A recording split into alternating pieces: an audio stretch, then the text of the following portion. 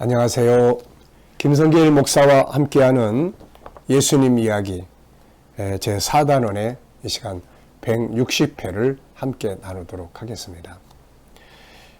지금까지는 마태복음 6장 24절을 가지고 우리가 두 가지를 다 섬길 수 없다.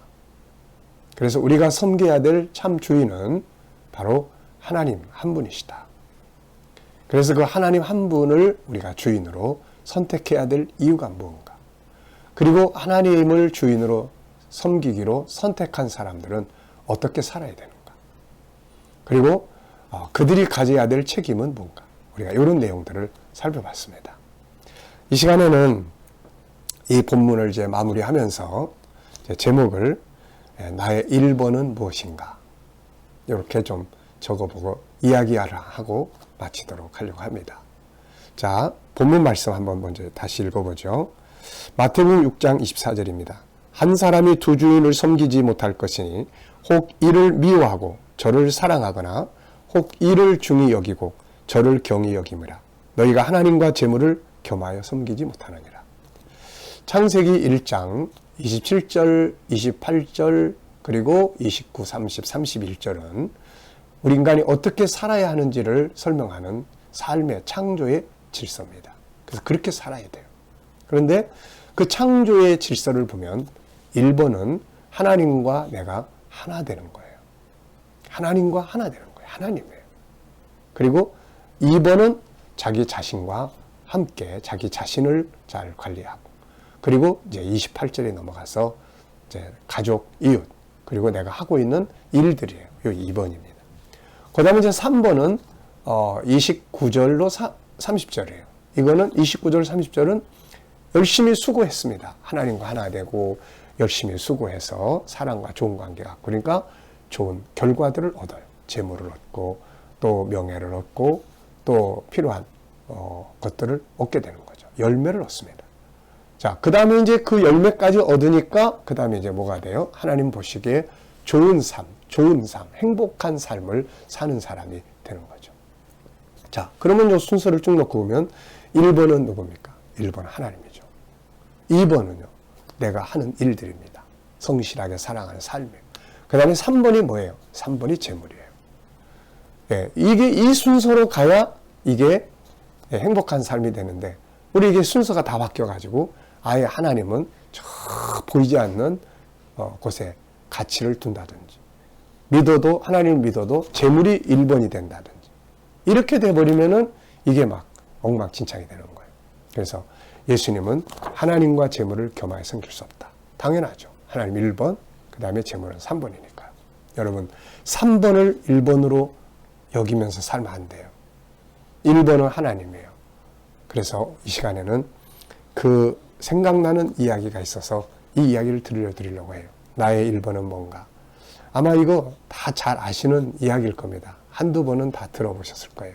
들어봤지만 이 시간에 이게 의미가 좀 있고 본문과 연결이 좀 돼서 이야기를 나누려고 합니다. 제목은 3번아 자리가라 6번은 간다. 이런 내용이에요. 자, 하나밖에 없는 아들을 일찍 서울로 유학 보내고 두 부부는 고생하며 학비를 조달하여 대학을 졸업시켰다. 졸업 성적도 좋아서 유명 대기업에 입사하여 착실히 직장 생활도 했다. 며느리감도 명문대학을 나온 괜찮은 사람을 만나 결혼도 하고 친가에서 전답도 팔고 처갓집에서 약간의 도움을 받아서 강남에 집을 마련해 아파트에 살고 있다. 아들은 효자에서 추석이나 설에는 빠지지 않고 자기 식구들 데리고 고향으로 와서 명절을 보내고 갔다. 우아한 며느리와 공주 같은 손녀 딸들을 볼 때마다 노 부부는 동네 사람들에게 늘 으쓱대는 기분이 들곤 했다. 단지 흠이라면 아들 손주가 하나 있었으면 좋으련만 그렇지를 못하여 그것이 섭섭할 뿐이었다. 아들 내외는 고향에 내려올 때마다 아버님 어머님 시골에서 그렇게 고생하지 마시고 함께 서울로 가시면 저희가 잘 모시겠습니다라고 말했다. 그럴 때마다 부모님은 아니다. 우리 같은 늙은이가 살면 얼마나 더 산다고 서울 가 살겠느냐. 그냥 이렇게 살다가 고향 땅에 묻힐란다 하고 사양했다. 그렇게 말하면서도 노부부는 언젠가는 서울의 강남의 아파트에서 아들 덕택에 호사하는 자신들의 모습을 상상하면서 흐뭇해졌다. 그러다가 아내가 먼저 세상을 뜨게 됐다. 상을 치르는 내내 아들 레위가 어찌나 애통하게 우는지 동네 사람들도 모두 가슴이 찡했다. 초상을 치르고 나자 아들 레위는 또다시 간곡하게 청했다. 아버지, 이제 어머니도 안 계시는데 어쩌시렵니까? 고향집 정리하시고 서울로 올라가셔서 저희와 함께 사시도록 하시죠. 저희가 잘 모시겠습니다. 할멈도 떠나간 자리가 너무 크다 보니 그것도 좋을 것 같은 생각이 들어 이 노인은 몇 날을 고민했다. 그리고 서울로 올라가기로 결심하고 자신의 이름으로 있던 논밭과 야산 모든 가산을 정리하여 서울로 올라왔다. 자산을 정리한 돈은 아들 레위에게 주었더니 32평 아파트를 팔고 42평짜리 아파트로 옮겼다. 처음에는 노인의 서울 생활이 그런대로 평안했다. 아들은 자기 동기들보다 빠르게 과장해서 부장으로 승진하고 월급도 많이 받게 되었다. 회사 일이 워낙 바쁘다 보니 매일 새벽에 출근했다가 밤 12시가 넘어서야 퇴근하는 일이 몇 달 동안 계속되었다. 그러던 어느 날 아들이 모처럼 일찍 퇴근하여 집에 들어와 보니 집안이 썰렁하니 비어 있었다. 다들 어디 갔나 하고 탁자를 보니 아내의 메모가 있었다. 여보, 우리 모처럼 외식하러 나가요. 식사 안 하고 퇴근하였으면 전기밥솥 밥에 있고 냉장고에 반찬 있으니 찾아 드세요. 좀 늦을지도 몰라요라고 쓰여 있었다. 가족을 기다리는 동안 냉장고를 뒤져서 맥주를 찾아 마시고 있으니 현관 쪽이 시끌해지면서 나갔던 식구들이 돌아오는 기척이 느꼈다. 그런데 들어오는 걸 보니 아내와 딸들만 보였다. 아들이 왜 둘만이야? 왜 둘만이야? 물으니 아니 둘만이라니 여기 민키도 있잖아요 하면서 아내가 강아지를 남편의 눈앞에 들어보이며 활짝 웃었다. 아니 아버님, 아버지는 어디 계셔? 그랬더니 아버님 집에 안 계셔? 어디 논정이라도 가셔서 놀고 계신가 하며 머뭇거린다. 아버님이 매일 이렇게 늦게 들어오시나 하고 남편이 약간 짜증내고 걱정스러운 얼굴로 묻자 아내가 말을 못하고 더듬거리며 방으로 가버렸다. 이 며느리는 평소에 자기 시아버지가 몇 시에 나갔다가 몇 시에 들어오는지도 생각해 본 적도 없고 언제 얼굴을 봤는지 기억도 나지 않았다. 시아버지에 대하여 관심 끄는 지 한참 되었고 시아버지 방을 들여다본 적이 언제인지도 모르는 상태로 전혀 시아버지에게는 관심이 없었기 때문이다. 아들은 아버지가 들어오실 때까지 자지 않고 기다리기로 작정하고 서재에 앉았다. 조금 있다가 안방에 들어가 보니 아내는 코를 골고 있었다. 방 안에는 고량주 냄새와 탕수육 냄새가 섞여 있었다. 다시 서재로 온 아들이 책상을 보니 책상 한쪽에 정성 들여 접힌 쪽지가 있었다. 볼펜으로 꾹꾹 눌러 쓴 글씨는 아버지의 글씨였다. 무슨 한이라도 맺힌 듯이 종이가 찢어지도록 꾹꾹 눌러 쓴 글씨체다.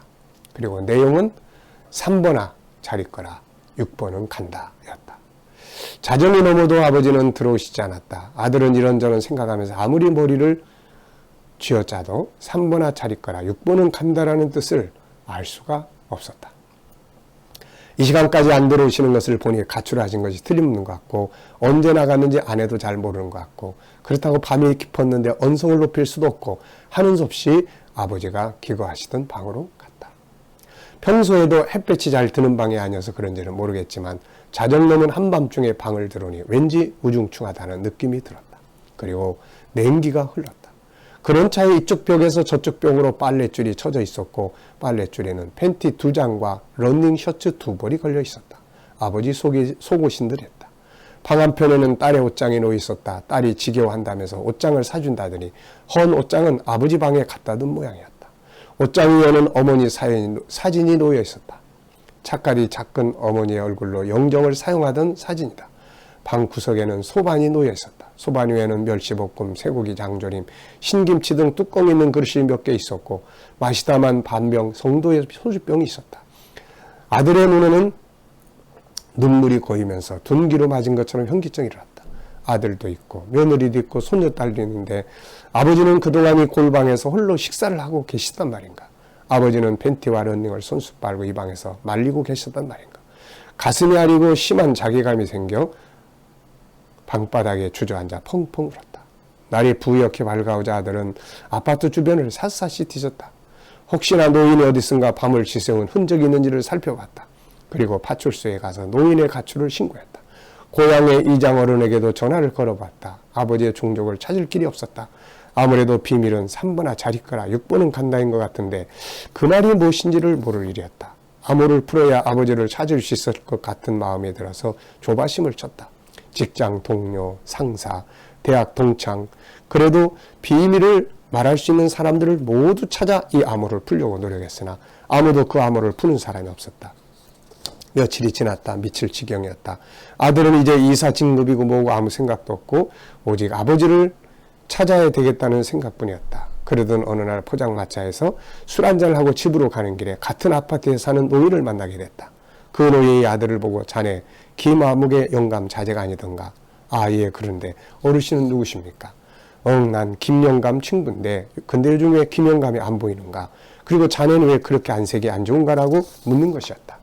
아들은 창피하기는 했지만 이 노인에게 들어봐야 되겠다는 생각을 하고 저간의 일들을 간단히 설명했다. 그리고 이제는 유서가 되다시피 한 아버지가 써놓은 그 암호문 같은 글을 노인에게 내밀며 무슨 뜻인지를 물었다. 영감님은 그 쪽지를 한동안 보더니 들려주며 말했다. 자네 이것이 무슨 뜻인지 모르겠지. 김영감이 늘 이야기하곤 했지. 우리 집에서는 며느리가 제일 위고 두 번째는 손녀딸이고 3번이 아들이라고 했지. 4번은 강아지이고 5번은 가정부, 그리고 자신은 아무 곳에도 쓸모없는 6번이라 한숨 짓곤 했지. 자네도 참 무심했었네. 아들은 그만 눈물을 주르르 흘리고 말았다. 그리고 혼잣말로 아버지 죄송합니다. 어찌 아버지가 6번입니까? 1번 아니 0번이죠. 돌아서는 아들의 등 뒤로 노인이 한마디 했다. 고향에는 면목 없고 창피해서 못 갔을 것이고 집 근처에도 없을 것이고 내일부터 서울역 지하철부터 찾아보세. 그렇게 하면 나도 함께 가줌세. 이 말에 아들은 얼굴이 뜨거워 더 이상 걸음을 옮기지 못하고 화단 언저리 돌계단에 털썩 주저앉고 말았다. 이미 유튜브에 올라가 있는 블로그나 이런 데 올라가 있는 이야기입니다. 부모님에 대한 자식들의 모습을 이야기한 것 같아요. 육신의 부모님도 물론 이렇게 하면 안 되겠죠. 이 시간에는 하나님에 대해서 이 예화를 생각을 해봐야 되겠죠. 하나님은 나의 인생에서 몇 번인가요? 예수님에게 하나님은 1번이었습니다. 어쩌면 0번이었죠. 절대적 순서였어요. 야곱에게 하나님은 절대적 순번이었고 다니엘에게도 하나님보다 귀한 것이 없었어요. 모세에게 하나님은 1번이었습니다. 우리에게 하나님이 당신에게 있어서 순서로 보면 몇 번이냐 이렇게 물을 때 우리는 무엇이라고 대답할 수 있을까요? 한번 생각해 보시기 바랍니다. 이 시간 말씀은 여기서 마치도록 하겠습니다. 감사합니다.